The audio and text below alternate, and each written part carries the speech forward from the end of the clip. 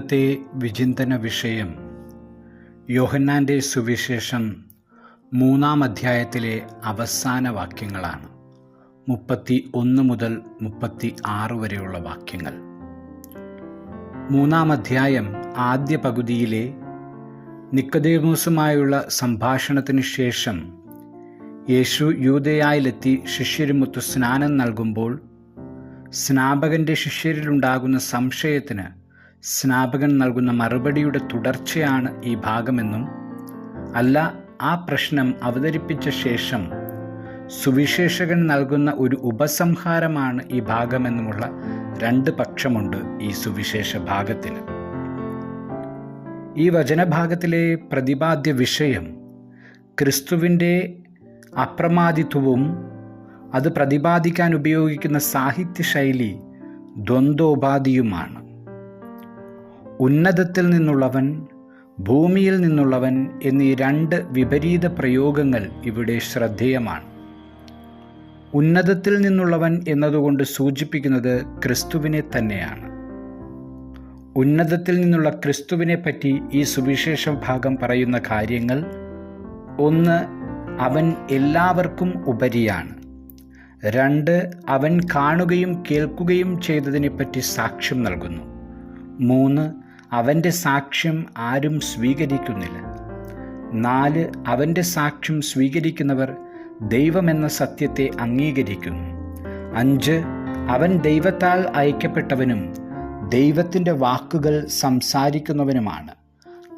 6, ദൈവം പുത്രനായ അവനെ സ്നേഹിക്കുന്നു. 7, ദൈവം എല്ലാം പുത്രനായ അവനെ ഭരമേൽപ്പിച്ചിരിക്കുന്നു.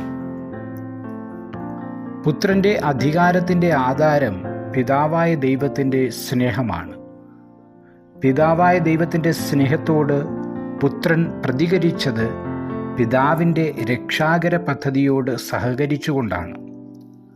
അതിൽ തൃപ്തനായതിനാലാണ് പിതാവ് എല്ലാം പുത്രനെ ഭരമേൽപ്പിച്ചത്. പൗലോസ് അപ്പോസ്തലൻ്റെ ക്രിസ്തുഗീതം ഇതിനോട് ചേർത്തു വായിക്കാം. പുത്രൻ കുരിശുമരണത്തോളം അനുസരണയുള്ളവനായിരുന്നതിനാൽ ദൈവം അവനെ അത്യധികം ഉയർത്തി എല്ലാ നാമങ്ങൾക്കും ഉപരിയായ നാമം അവന് നൽകുകയും ചെയ്തു.